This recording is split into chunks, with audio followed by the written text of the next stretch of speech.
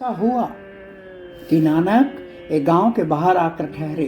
वह गांव सूफियों का गांव था, बड़ा केंद्र था। यहाँ बड़े सूफी थे, गुरु थे, पूरी बस्ती ही सूफियों की थी।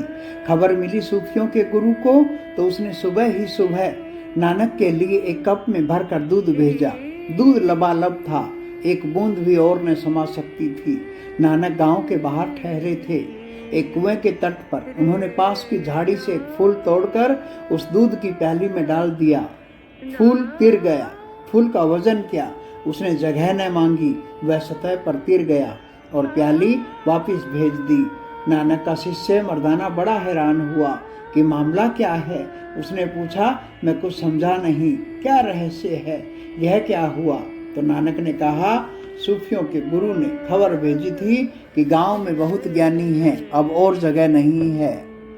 मैंने खबर वापस भेज दी, मेरा कोई भार नहीं है, मैं जगह मांगूंगा ही नहीं, फूल की तरह तिर जाऊंगा। जो निर्भर है वही ज्ञानी है, जिसमें वजन है अभी अज्ञान है। और जब तुमसे वजन होता है तब तुमसे दूसरों को चोट पहुंचती है।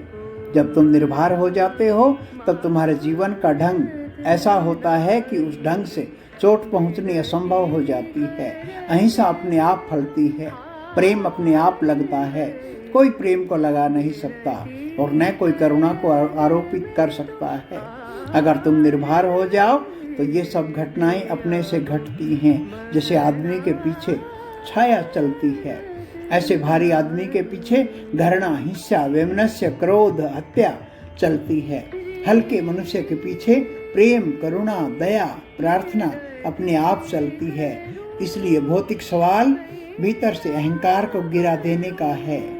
कैसे तुम गिराओगे अहंकार को? एक ही उपाय है। वेदों ने उस उपाय को रत्त कहा है, लाओ त्से ने उस उपाय को ताओ कहा है, बुद्ध ने धम्म, महावीर ने धर्म, नानक का शब्द है हुकुम, उसकी आज्ञा से जो चलने लगा, जो अपनी तरफ से हिलता डुलता भी नहीं है, जिसका अपना कोई भाव नहीं है, कोई चाह नहीं, जो अपने को आरोपित नहीं करना चाहता, वह उसके हुक्म में आ गया, वही धार्मिक आदमी होता है।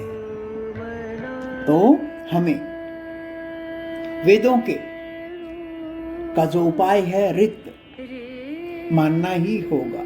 लाओ त्से के उपाय को जो ताओ है उसको मानना ही होगा। बुद्ध ने धम्म कहा, महावीर ने धर्म कहा, नानक का शब्द हुकुम, उसकी आज्ञा, सब वही कर रहा है। जिसने भी अपने आप को करने की कहा, जिसने भी अपने आप को कहा कि मैं कर रहा हूँ, उसी वक्त शब्द अनर्थ हो जाता है, सब कुछ वही ठहर जाता है। मानना ही होगा उसको, एक परम सत्ता को। वो परम सत्ता हम सब में समाई है, उसी कारण तो चल रहे हैं, वरना तो मौत कभी की आ जाती है। जब वो भीतर का विदा होता है तो मौत अपने आप आ जाती है। तब समझ में आता है कि हमने क्या खो दिया है। पहचानिए उस रित को, पहचानिए उस ताओ को, पहचानिए बुद्ध के धम्म को, पहचानिए महावीर के धर्म को, पहचानिए नानक के हुक्म को।